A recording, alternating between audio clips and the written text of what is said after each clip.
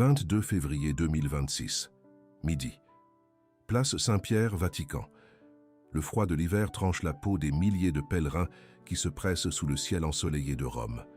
C'est dimanche, premier dimanche de Carême, et depuis la fenêtre du palais apostolique, le pape Léon XIV s'apprête à dire quelque chose que beaucoup considéreront impossible. Il se penche légèrement sur le microphone. La voix résonne à travers les haut-parleurs dispersés sur l'immense place. Il vient de réfléchir sur les tentations de Jésus dans le désert, sur le carême comme itinéraire lumineux, sur la pénitence qui n'appauvrit pas, mais enrichit. Et alors, il respire profondément. Donnons de l'espace au silence. La foule se calme.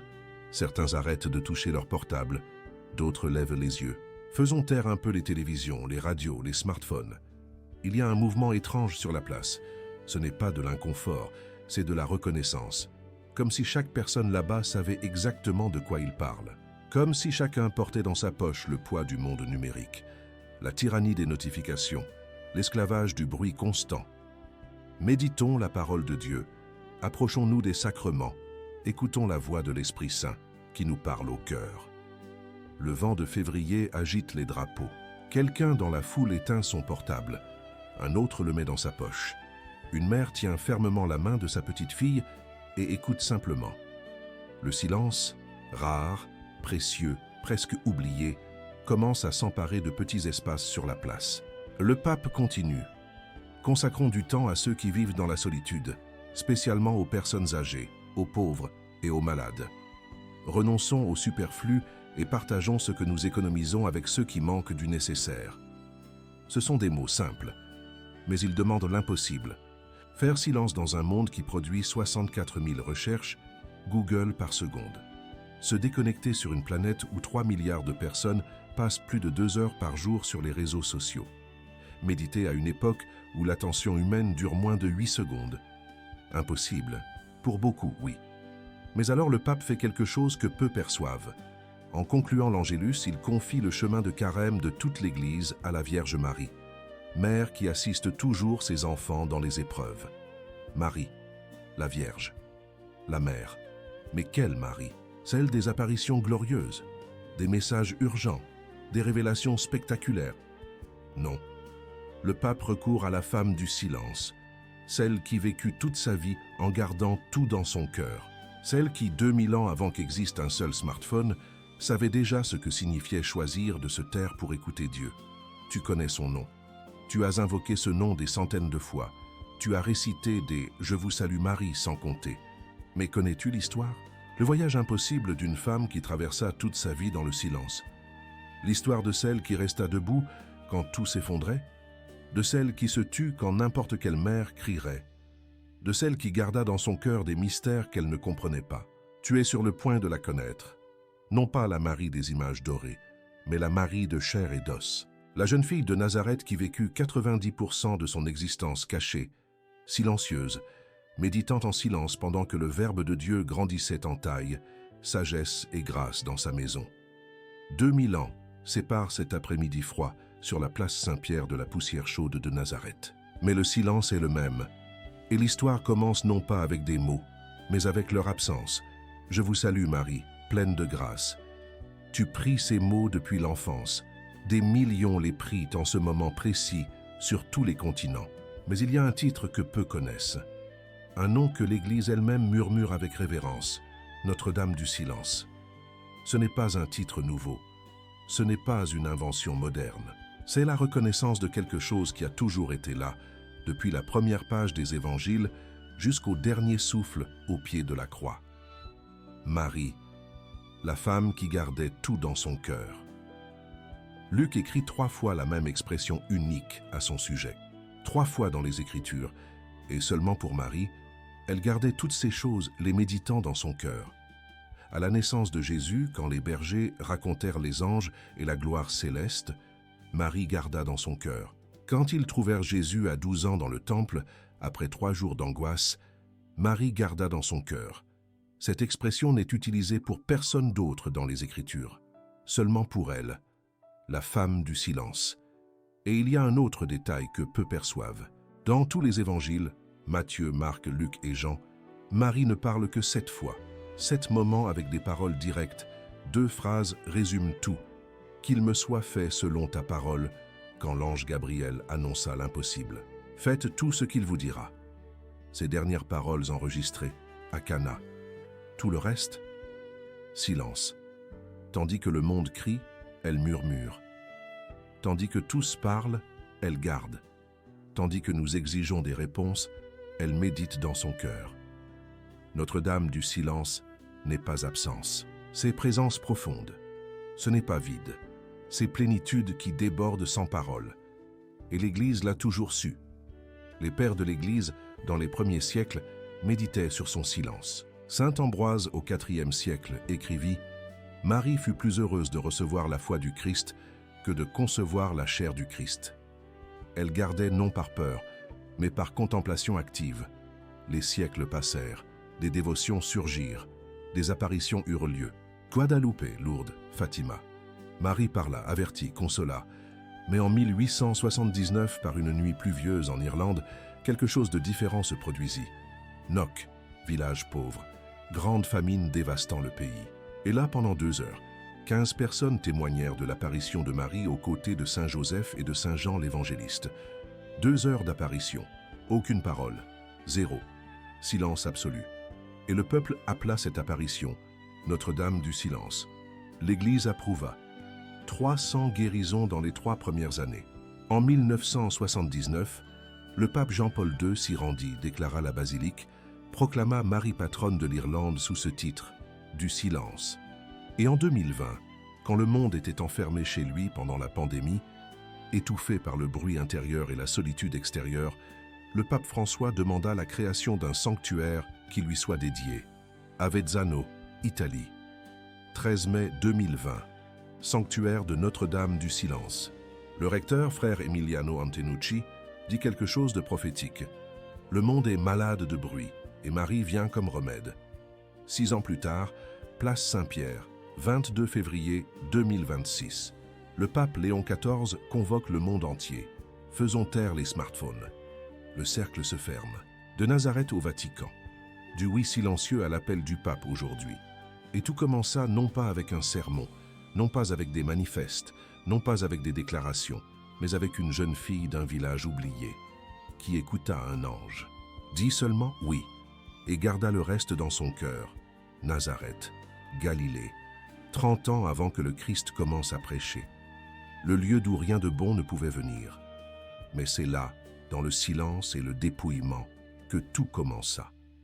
Luc écrit 3 fois la même expression sur Marie. Elle gardait toutes ces choses dans son cœur. Mais l'Église découvrit quelque chose que la traduction française cache. Le mot grec que Luc utilise est « syntereo ». Ce n'est pas simplement « garder », c'est beaucoup plus profond que cela. « Syntereo » signifie « préserver soigneusement », « protéger comme un trésor », « ruminer continuellement ». C'est le mot qu'on utilisait pour une mère qui garde le cordon ombilical du premier enfant, pour un scribe qui protège des manuscrits précieux, pour quelqu'un qui n'oublie jamais. Et ce mot dans les Écritures est utilisé pour Marie, et seulement pour Marie. Saint Ambroise au IVe siècle comprit cela profondément. Il écrivit « Marie fut plus heureuse de recevoir la foi du Christ que de concevoir la chair du Christ. Elle gardait non par obligation, elle gardait par contemplation active. » Que gardait exactement Marie? Premièrement, la naissance à Bethléem. Luc enregistre « Marie gardait toutes ces choses, les méditant dans son cœur. » C'était la première fois que l'expression apparaissait. Qu'a-t-elle gardé? La douleur de l'accouchement dans une étable, l'odeur du fumier mêlé au parfum de la sainteté, de simples bergers racontant les anges et la gloire céleste, le contraste impossible, roi de l'univers dans une crèche. Deuxièmement, Jésus à 12 ans, perdu 3 jours, trouvé dans le temple conversant avec les docteurs de la loi. Luc écrit « Ils ne comprirent pas » et puis « Sa mère gardait toutes ces choses dans son cœur ». Deuxième fois. Marie ne comprit pas ce que Jésus voulait dire avec « Je dois m'occuper des affaires de mon Père ». Mais elle garda, ruminant, méditant. Mais voici le secret que la science moderne découvre. Quand tu rumines quelque chose dans ton cœur, tu ne mémorises pas seulement, mais tu médites profondément, tu actives différentes zones du cerveau.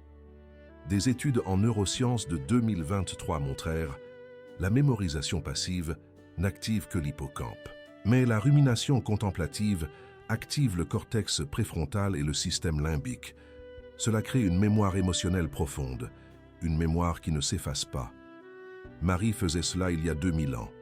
Neurotechnologie spirituelle avant que la science ne la découvre. Saint Bède le Vénérable, au 7e siècle, perçut autre chose. Il dit « Marie comparait tout dans son cœur, prophétie avec accomplissement, annonce avec réalité. » Elle comparait, Gabriel dit « Fils du Très-Haut, mais il naquit pauvre. » Gabriel dit « Il régnera éternellement, mais il dort dans une mangeoire d'animaux. » Siméon dit « Gloire d'Israël », mais il dit aussi « Un glaive transpercera ton âme. » Paradoxe divin, mystères incompréhensibles. Et Marie gardait tout, sans résoudre, sans forcer d'explication. Seulement en gardant et en faisant confiance. Et le Concile Vatican II, en 1964, confirma cela théologiquement. Lumen Gentium dit « Marie conserva fidèlement l'union avec son Fils jusqu'à la croix. » Le mot en latin « servavit », même racine que sintereo. Garder dans le cœur fut un choix conscient de toute sa vie. Le pape François dit en 2019 « Garder dans le cœur, ce n'est pas archiver, c'est faire vivre. » Et aujourd'hui nous vivons l'opposé. 95% de ce que nous voyons sur les réseaux sociaux, nous l'oublions en 24 heures. L'information passe, ne reste pas, ne rumine pas, ne transforme pas. Marie vécut le contraire. Modèle d'attention profonde dans un monde d'attention fragmentée. Mais que s'est-il passé exactement à Nazareth? Avant l'ange, avant le oui. Que cachent les Écritures sur son origine? C'est le prochain mystère. Les évangiles commencent par une lacune intentionnelle. Matthieu et Luc narrent la naissance de Jésus avec des détails, généalogie, ange, prophéties accomplies. Mais sur Marie, silence absolu. La Bible ne dit pas où Marie est née. Elle ne dit pas quand elle est née. Elle ne révèle pas qui étaient ses parents. Elle ne raconte pas son enfance, ses premières années, comment elle a appris à marcher ou à parler. Elle n'explique pas quand elle rencontra Joseph ni comment furent les fiançailles. Rien. Et Saint Jean Damascène, au 8e siècle, comprit que ce silence n'est pas une lacune. C'est une pédagogie divine. Il écrivit « Le silence des Écritures sur Marie est éloquent. Dieu cache ce qui est le plus précieux. Luc ne donne qu'une donnée biographique, pleine de grâce, en grec, kécharitomène, mot unique, transformé par la grâce, comblé de grâce, gracié depuis toujours. Depuis quand? Les Écritures ne le disent pas. Mais l'Église, en méditant profondément, arriva à une conclusion solennelle. En 1854, le pape Pie IX proclama le dogme de l'Immaculée Conception. Marie fut conçue sans péché originel.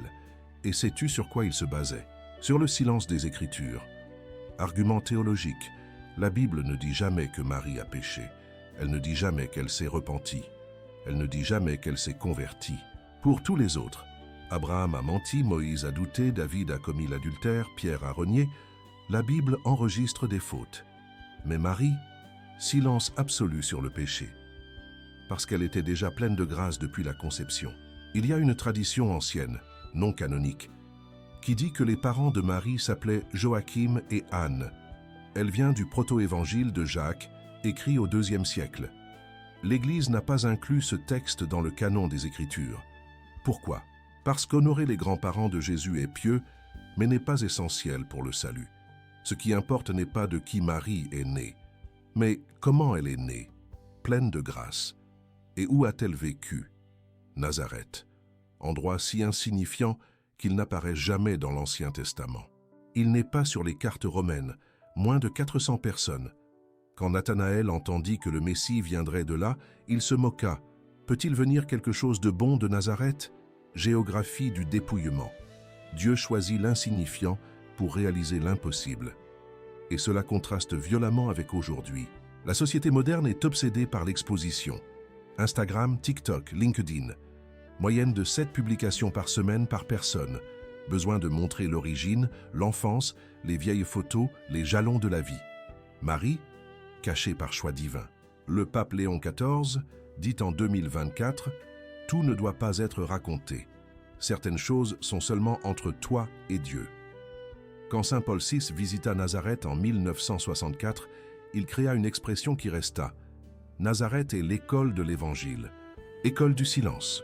Il appela cela spiritualité de Nazareth. Valoriser l'ordinaire, le caché, le silencieux. Parce que là-bas, dans ce village oublié, dans une maison de pierre et de terre, en une jeune fille sans nom célèbre, sans connexion politique, sans curriculum impressionnant, Dieu préparait l'impossible.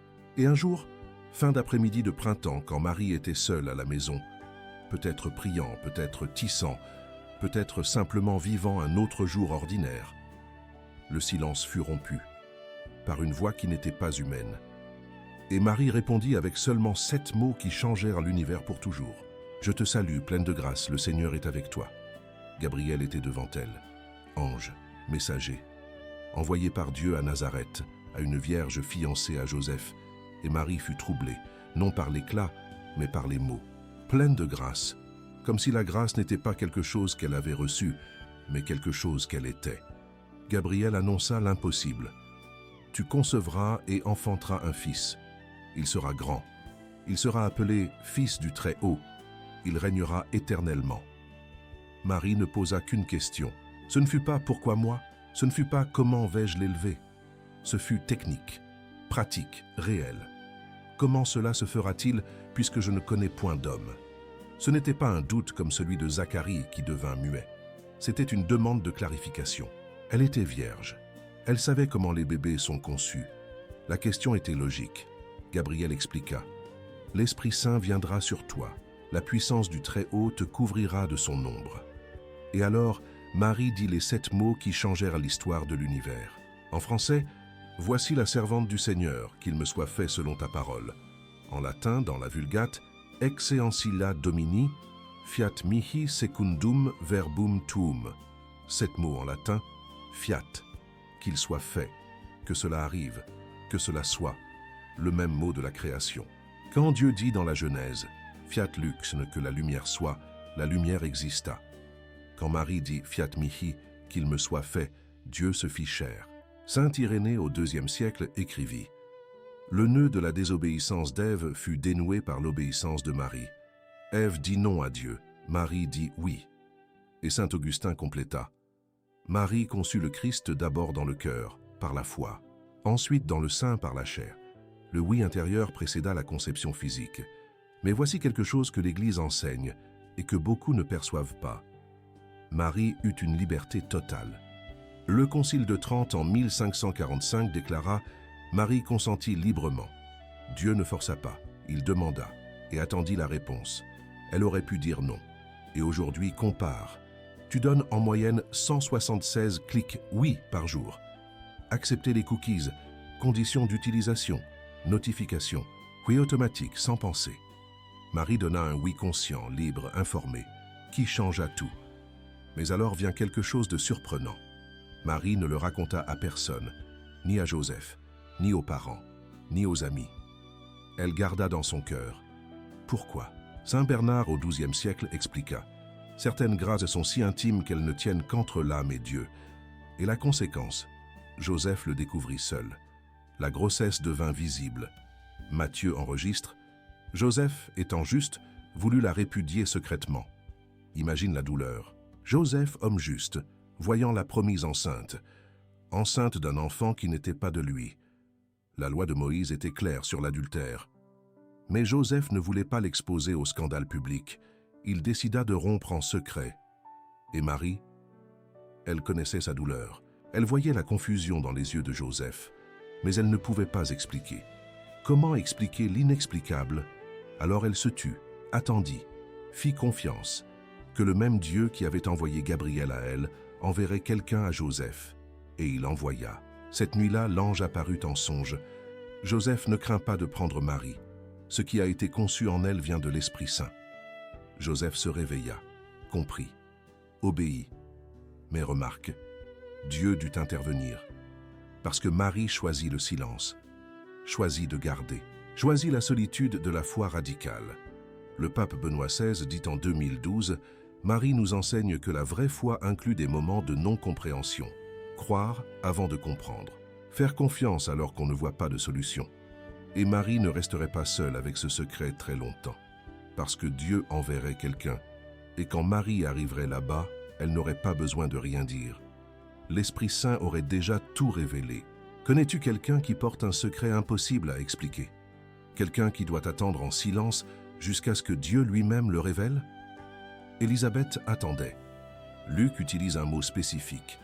Marie partit en hâte, en grec, métaspoud, avec urgence, avec zèle ardent, 150 km de Nazareth jusqu'à la région montagneuse de Judée. 4-5 jours de voyage à pied. Marie enceinte de quelques semaines. Pourquoi la hâte? Saint Ambroise expliqua au IVe siècle, la charité ne connaît pas la lenteur. Marie n'allait pas seulement visiter une cousine âgée. Elle allait chercher confirmation. Dieu avait donné un signe. Élisabeth, ta parente, a aussi conçu un fils dans sa vieillesse. C'est le 6e mois. Marie devait voir. Elle arriva, entra dans la maison de Zacharie et d'Élisabeth, et donna une salutation simple, probablement juste shalom. Elle ne raconta pas Gabriel, elle n'expliqua pas la grossesse, elle ne dit rien sur le Messie. Mais alors quelque chose d'extraordinaire arriva. Jean-Baptiste, avec 6 mois de gestation dans le sein d'Élisabeth, tressaillit. Luc enregistre « L'enfant tressaillit de joie dans son sein » et Élisabeth fut remplie de l'Esprit Saint. Cette expression « remplie de l'Esprit Saint » est la même utilisée pour les prophètes dans l'Ancien Testament. Exode chapitre 31, verset 3. Luc chapitre 1, verset 67. Élisabeth ne devine pas. Elle prophétise et elle s'écrie d'une voix forte « Tu es bénie entre les femmes, et béni est le fruit de ton sein. Comment m'est-il donné que la mère de mon Seigneur vienne à moi ?» Mère de mon Seigneur, en grec, Théotokos, Mère de Dieu. Ce titre que le concile d'Éphèse confirmerait en 431, 400 ans plus tard, Élisabeth l'utilisait déjà 6 ans avant le Christ. Et voici le secret profond. Marie ne raconta pas. Dieu révéla. Pédagogie divine. Marie garda le silence. Dieu parla par une autre personne.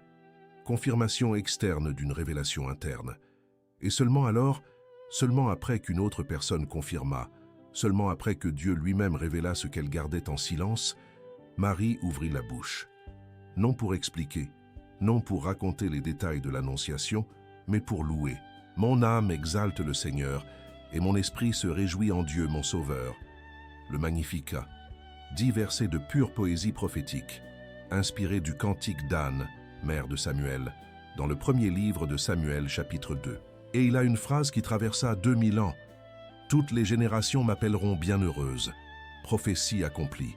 L'Église prie le Magnificat tous les jours aux vêpres depuis le IVe siècle, depuis 1700 ans. Des milliards de fois récité. Mais il y a quelque chose que la science moderne a découvert sur ce comportement de Marie.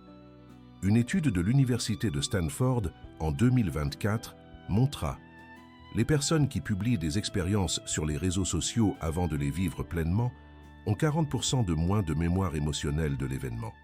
Parce que le traitement est interrompu. Le cerveau enregistre déjà raconté avant de ruminer profondément. Marie fit l'opposé. Elle vécut d'abord, garda, rumina. Et seulement après, quand Dieu confirma par Élisabeth, elle chanta. Et elle resta 3 mois. Luc enregistre.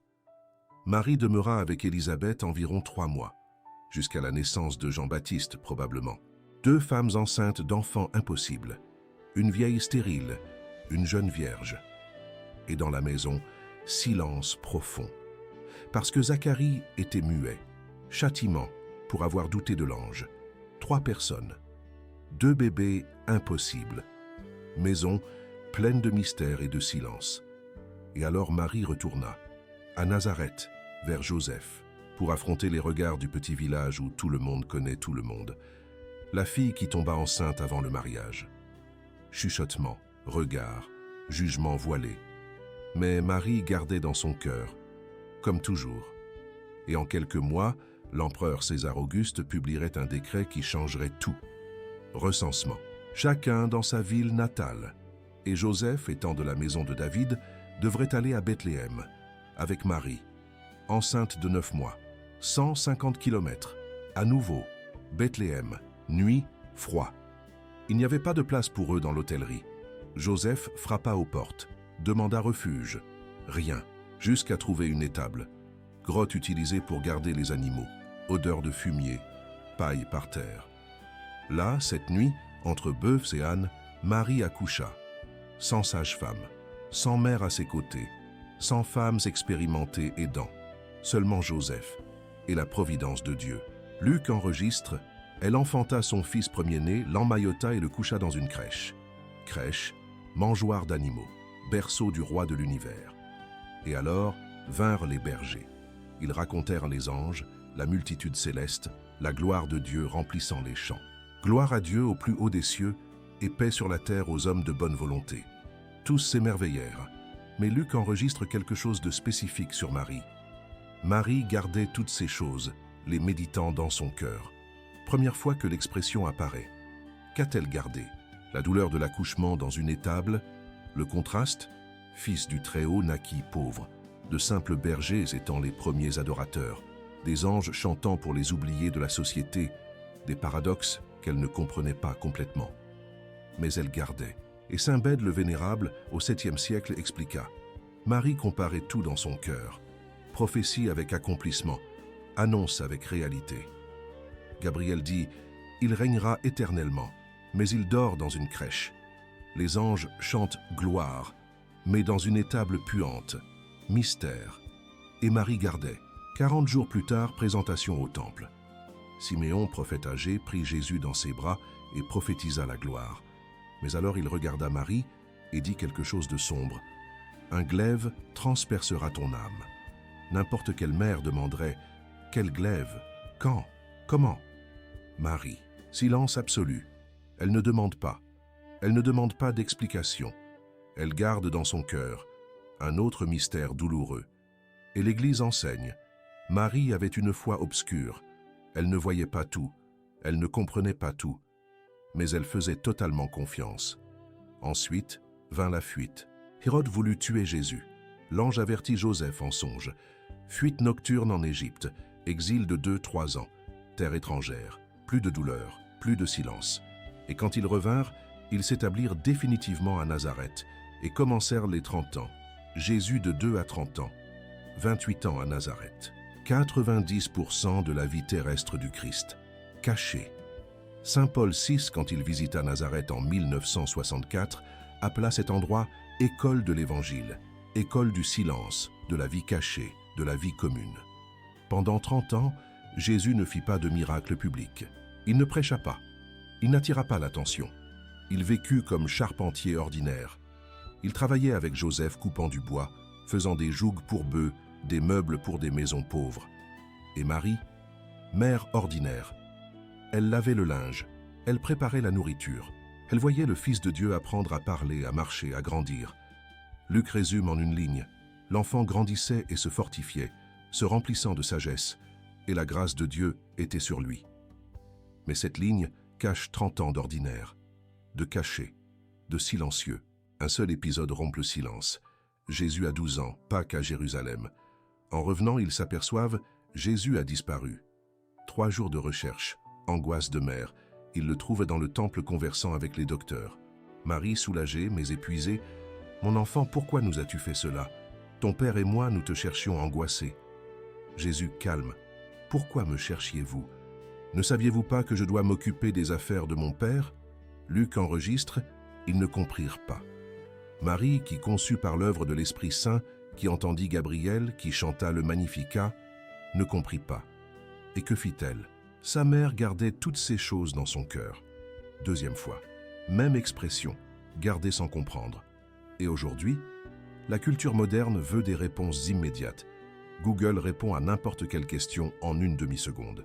Marie vécut 18 ans, des 12 aux 30 ans de Jésus, sans comprendre cette phrase. Je dois m'occuper des affaires de mon père. Étude psychologique de 2023. La tolérance à l'ambiguïté a chuté de 60% en 20 ans.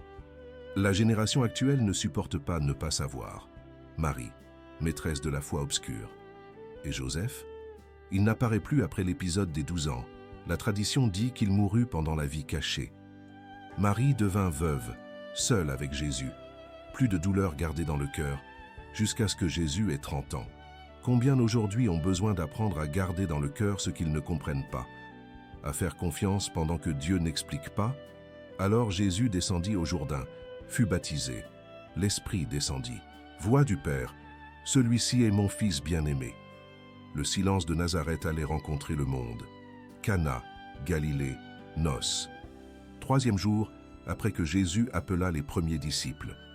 Et Jean enregistre seulement, la mère de Jésus était là, présente, discrète, observatrice silencieuse. La fête continuait. Et soudain, Marie perçut quelque chose que personne d'autre n'avait remarqué. Le vin manquait, embarras mortel dans une culture où l'hospitalité est honneur sacré. Marie ne cria pas, elle ne fit pas de scandale.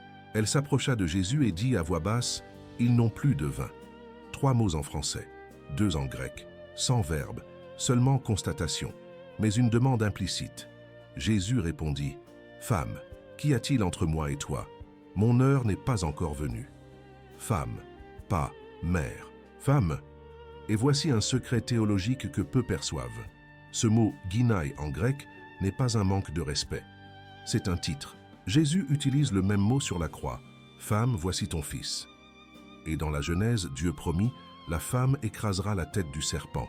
Jésus indique, Marie n'est pas seulement sa mère, elle est la nouvelle Ève. Et Marie ne répond pas à Jésus. Elle n'argumente pas. Elle n'insiste pas. Elle se tourne vers les serviteurs et dit les dernières paroles d'elle enregistrées dans les évangiles. Faites tout ce qu'il vous dira. 5 mots en français. Et alors, silence absolu. Marie ne parle plus. Ni dans Jean, ni dans Luc, ni dans Matthieu, ni dans Marc. Jamais plus. L'Église appelle ces 5 mots « Testament de Marie ». Saint Jean-Paul II dit en 1987 « Marie synthétise toute sa mission maternelle dans cette phrase, indiquer le Christ, pas elle-même. » Et le pape Léon XIII, en 1899, inclut cette phrase dans la consécration mariale officielle. Jésus ordonna de remplir 6 jarres avec de l'eau, chacune de 80 à 120 litres. Total, 500 litres d'eau qui se transformèrent en le meilleur vin. Premier miracle. Et Marie était là. Mais Jean n'enregistre pas sa réaction. Il ne dit pas ce qu'elle pensa.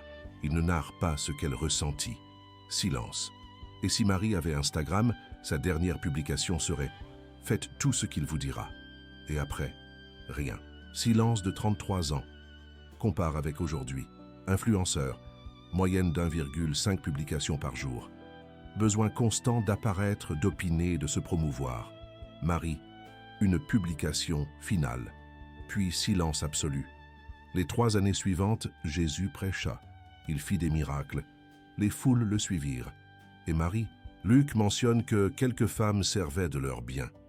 La tradition dit que Marie était parmi elles, toujours en arrière-plan, jamais au centre, jamais exigeant d'attention. Il y eut un moment où la famille alla le chercher.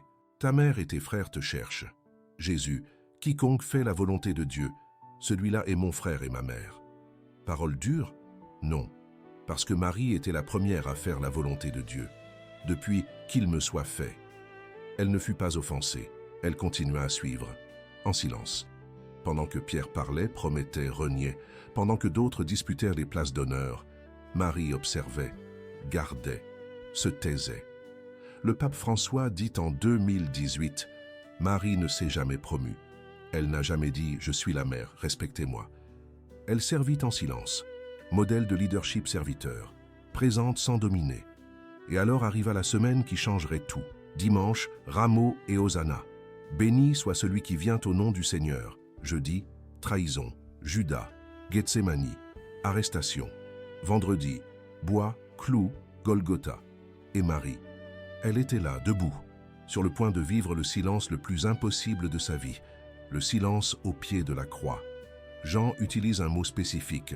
Près de la croix se tenait debout sa mère, en grec estekouia, participe parfait féminin, pas se tenait temporairement, mais demeurait debout, position maintenue, stable, ferme, décision consciente de rester.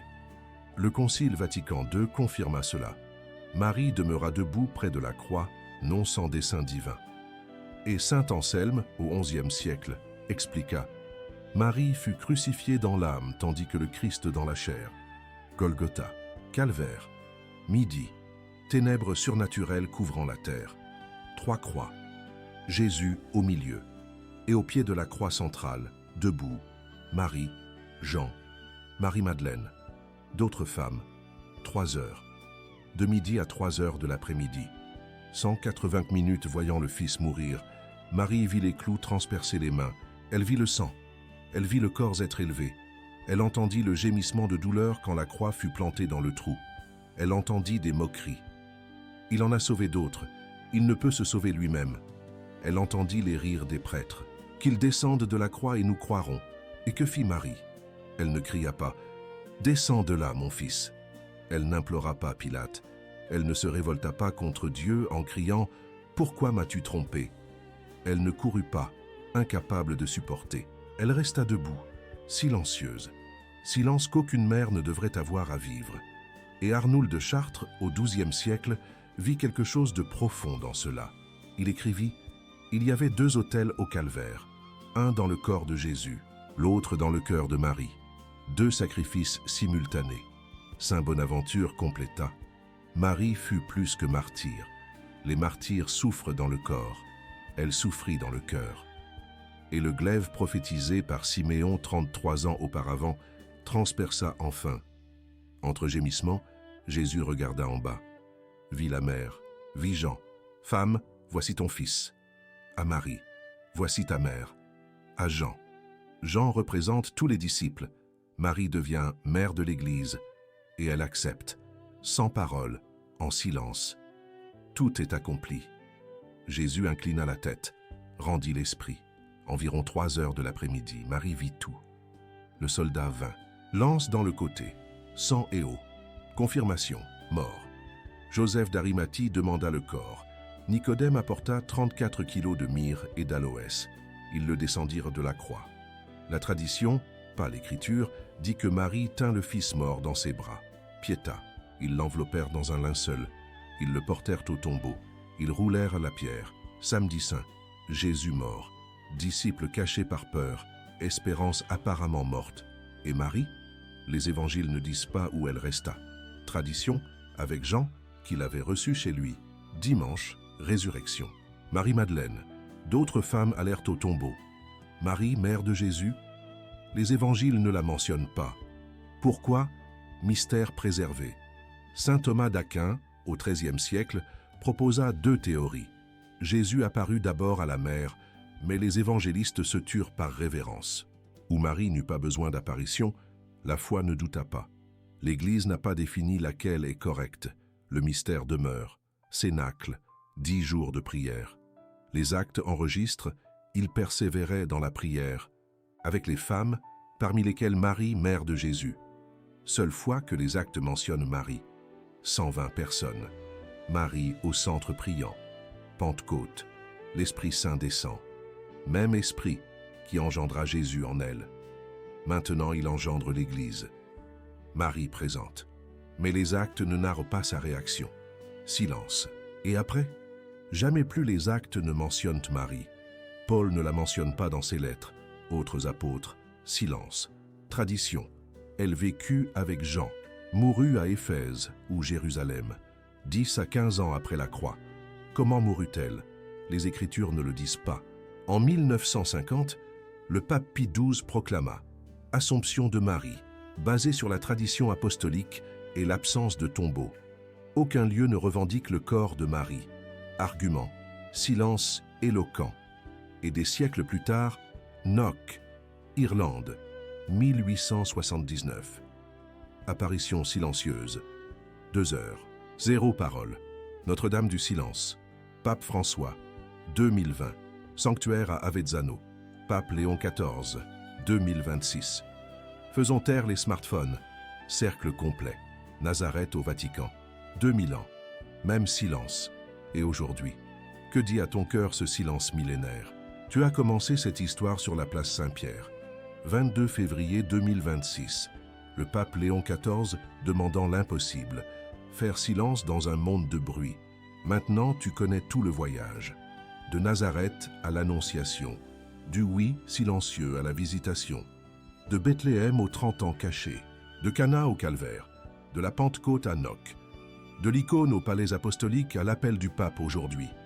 2000 ans, une seule femme, un seul choix répété jour après jour, gardé dans le cœur.